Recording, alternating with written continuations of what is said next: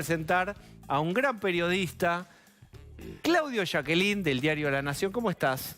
¿Cómo estás, Diego? Muy querido, además, hace muchos años nos conocemos.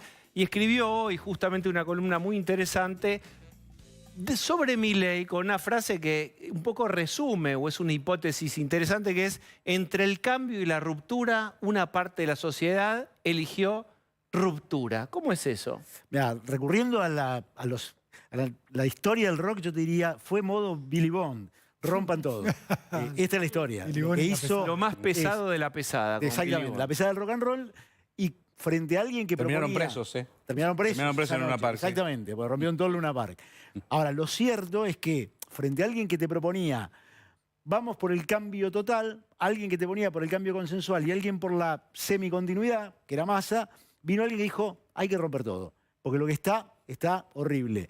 Y encontró un 30% de gente que no sabemos cuánto de ese rompan todo está dispuesto a aguantar, pero sí es cierto que por lo menos pegale a los que están. Y acá me parece que está el eje. Ahora, yo ahí también planteo una cosa. Guarda con esto de instalar a Milei presidente electo. Claro, tú no has ganado nada, diría Chilaver, hay ganaste un virtual mucho, empate, hay un virtual empate. Recibió 7 millones de votos sobre 24. ¿Un virtual empate con quién? ¿Con Massa, ves? Con los tres. Digo, hoy tenés un virtual empate técnico entre los tres. Con suerte votará 1,5 millones más de los que vinieron a votar hasta acá, por lo que es el promedio. Por lo tanto, estamos instalando una realidad que, cuidado, que todavía tiene que verificarse. Milei le faltan, por lo menos, para llegar a imponerse como presidente, mínimo piso 2 millones de votos. Necesita sumar. Ese es un dato. Digo, para salir campeón tenés que juntar dos Un palos piso más. para llegar a 40% y sacar 10 de ventaja. Es decir, suma solo él. Y debería además sumar los que vengan más los que se le caigan a los demás. Es un número enorme que hay que construirlo. Vos igual hablás de romper todo y él cierra sus actos, y el último, por ejemplo, con Se viene el estallido, la canción de la Totalmente. Rocío Bergara, y hay que ver cuántos de los votantes, de la gran mayoría de los votantes, sabe lo que fue el estallido 2001. La gran mayoría seguramente no lo sabe también, ¿no? Sí, yo creo que ahí lo que estamos viendo, y me parece que es interesante, que los primeros que identificaron este fenómeno que había en el sustrato era los sociólogos y los antropólogos sociales. Fueron los primeros que empezaron a advertir. Yo me acuerdo siempre de una nota de un sociólogo, Ariel Wilkis, que escribió a la semana del atentado contra Cristina una gran columna en la que identificaba a Sabac Montiel como un trabajador de la economía popular antipopular. Audaz, porque además es alguien que tiene una mirada desde el sector popular, y nos instala este fenómeno de cuidado, que lo que hay es algo roto muy abajo, y que los privilegios, y a mí me parece que este es un punto muy relevante, los privilegios no son solo los del diputado con chofer y secretaria que va al pueblo. Los privilegios son también, en una sociedad que hace 11 años que no crea empleo privado de calidad, son el del pibe que consiguió laburo en la delegación del ANSES, el pibe que consiguió laburo en el PAMI, el pibe que porque tiene un toque consigue laburo en la municipalidad. Esos son los privilegios que identifica mucha gente que hoy es monos tributistas, pues somos monos que tributamos, o gente que tiene changas con las que sobrevive. Y O sea, es la batalla del ingreso fijo contra ingreso variable. El que tiene que salir a pescar y recolectar, y según lo que vende ese día o puede vender producto o servicio, es una cosa, contra el que tiene del 1 al 5 depositado su sueldo. Y al que además el Estado se le metió en la vida, y mientras a mucha gente, y todavía hoy sigue sin ir a la oficina a laburar, le sigue pagando un buen sueldo con todo garantizado y además estabilidad en el empleo, y al otro, durante 1 año y medio de pandemia, le rompió toda la fuente de ingreso. Esto es de una profundidad tan enorme, porque es el Estado, no el que te cuida, el Estado que te destruyó la posibilidad de vivir. El Estado presente es peor en muchos casos que el Estado ausente, porque lo tenés para enfermarte la vida. Exactamente, en esos casos es muy potente. Entonces, esa gente, es lo que algunos dicen, se volvieron liberales de experiencia vital, no porque leyeron a von Hayek ni leyeron a Adam Smith, sino porque su experiencia vital está fuera del Estado. Pero es realmente Líberos, liberalismo son líberos, Exactamente. dependen de ¿Pero ellos. es realmente liberalismo lo que están votando o están votando anarquismo? Están votando el romper. rompan todo, destruyan, que no termine de ser liberalismo. Exactamente. Me pongo un extremo anarco, si se quiere, y te estoy vendiendo la destrucción de ese Estado que tanto te jodió. Sí, porque además, pero también es cierto que el Estado que te protege, el del bienestar social, no lo protege, lo dejó afuera. Entonces te propone algo, digo, ¿qué le propone a alguien que no accede a la universidad, cuidar la universidad? Digo, es muy peligroso y además me parece que lo más peligroso es ningunear a ese votante, Claro. es caricaturizarlo, ridiculizarlo, porque hay un trasfondo tan potente que mucha gente no lo entiende ni conecta con ellos. Que este me Ahora- parece que es el punto. Que también nos Claudio, pasó a vos nosotros los periodistas. Absolutamente. Sí, vos mencionabas el caso de Sabac Montiel y durante todo ese proceso lo que veíamos que más le costaba asimilar a la propia Cristina Kirchner era que personajes con esas complejidades y de esos estratos sociales hayan sido los que lograron atentar contra su Un vida. estrato y no, popular, Lu. claro, y no grandes Por organizaciones eso buscaba la terroristas. conspiración y el vínculo de la Exacto, conspiración. pero eso ya daba la pauta de que había una generación que ellos solían atribuirse como electorado, que ahora está como en un estado completamente disociado del kirchnerismo. Disociado porque posiblemente. perdieron esos ingresos que les servían. Porque aún teniendo planes, los planes ya se quedaron lejos de poder satisfacer necesidades mínimas, con lo cual se tenían que hacer alguna changa para complementarlo. Sus padres no habían salido de esa situación de pobreza, sus abuelos no habían salido de esa situación de pobreza, recibiendo el supuesto beneficio del Estado. Por lo tanto, tiene mucha lógica y mucha gente que no lo entendió y que no entendió esto. Para mí lo de los privilegios, que son privilegios muy chiquitos, ¿eh? Sí. O sea, no son los grandes privilegios y los ven en la casa que está al lado, del pibe que está Es al lado. horizontal, no es voy al el gerente de... Exactamente. Es eso. Entonces yo veo que este pibe no laburó durante 2 años, se quedó en la casa, recibía todos los beneficios en el laburar y yo no podía ni salir a hacer la changa. Y hermano, dame otra cosa. Entonces ahí yo no sé cómo es esto, rompámoslo. Ahora, esto se va a traducir el 22 de octubre en un voto masivo ola como la que vimos hasta acá.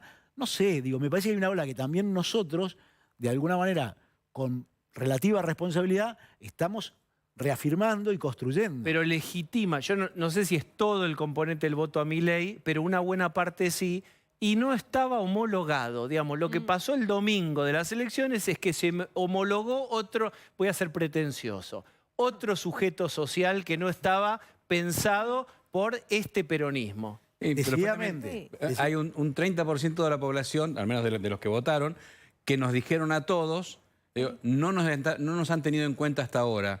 Ustedes tienen un sistema, a mí ese sistema no me sirve. Eso nos dijeron el domingo en la cara. Y ahí ¿Cuánto me crees parece... que influye? Porque creo que es el único candidato que tiene narrativa y épica.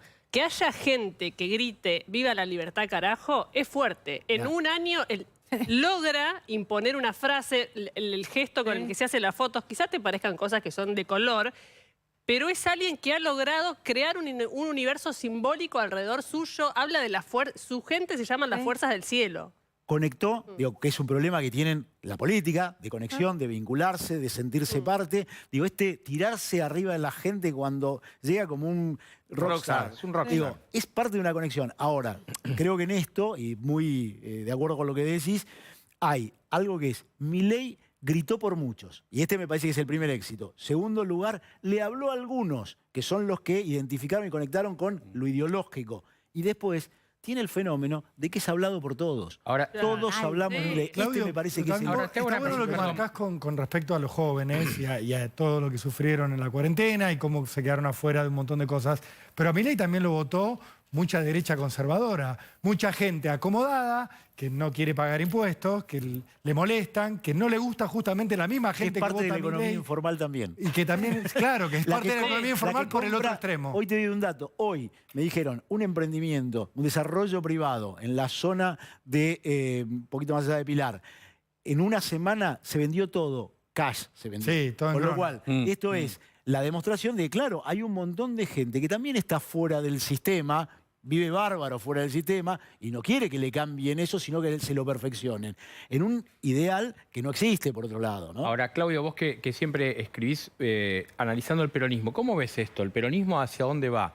La peor elección presidencial del peronismo. ¿Cómo ves que el kirchnerismo fundamentalmente reacciona ante esto que parece que se desarma definitivamente? A ver, a mí me parece que hay un ciclo terminado, pero es un ciclo terminado de la política argentina, de los ordenadores de la política argentina, que atraviesa a las dos fuerzas que los últimos 20 años dominaron el centro de la política argentina, claramente. Hay una transformación. El peronismo tiene algo que es muy potente, que no lo tiene Juntos por el Cambio, que es, primero, que hay una unidad de pertenencia que no tiene Juntos por el Cambio. Juntos por el Cambio es una suma de fracciones que se han sumado generalmente en contra de alguien, más que con un propósito concreto. En segundo lugar, es un partido del poder, que fuera del poder sabe lo que padece, lo padeció en la proscripción de 18 años y lo padeció cada vez que quedó afuera del poder, que dentro del poder construye para sí y sus dirigentes y para su base de votantes una pertenencia y un lugar también de ingresos, y por lo tanto lo que le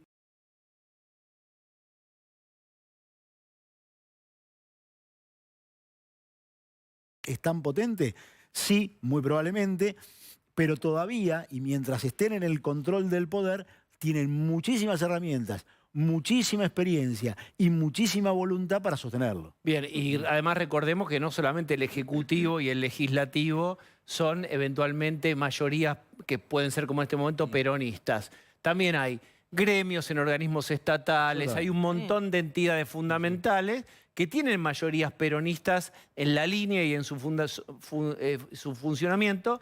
Y bueno, eso también tiene un sesgo político. Un ecosistema que lo Es un funciona. ecosistema reformado. Y puedo sumarte también cámaras industriales, empresariales, etcétera. Esto lo que te muestra es un país que es mucho más complicado del que fue siempre, porque lo que vos tenés es hoy una sumatoria de factores con mucho poder que lo que hacen es tienen capacidad de vetar cualquier cosa. Entonces, construir a partir de eso, y en eso el peronismo tiene casi el control mayoritario, porque inclusive dentro del empresariado hay una visión peronista, para decirlo de alguna manera, que convive y sabe convivir en estos toma y dacas que te ofrece el control del Estado y la política, donde todos son parte y todos hacen un esfuerzo por, en algunos casos, coincidir y en muchos por vetar. El caso Cuadernos es un gran ejemplo. Exactamente. Bien, mientras tanto, hablamos de esto que parece que fuera de las revistas, pero es de la actualidad, que es lo que pasó hoy, es esta foto.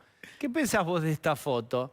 ¿Cuánto le suma? ¿Cuánto la conspiración, la mirada conspiranoide, está armado esto, no es genuino? Yo la primera pregunta que me hago, y por ahí es para vos, Diego, es ¿quién quiere que imite Fátima Flores? Y cuando él la ve en la intimidad, ¿a quién quiere que le imite? Esa es la pregunta que yo me hago, la primera de todas. En la intimidad, intimidad. En la intimidad, exactamente. En segundo lugar, es muy oportuno, demasiado oportuno hacer esto. ¿Le suma? Mira, yo creo que lo que le sumó a Milei hasta acá es que es un tipo de más de 50 años que lo que hace es que lo vean como un adolescente, porque es hijo, porque no tiene responsabilidades como sujeto, porque no se sabe cuál ha sido su empleo, cuándo su labor real, no sé, es hermano, tiene mascota. Digo, la verdad, es un gran adolescente y ahora consiguió novia. Gracias, Claudio Jacqueline. Esto ha sido todo.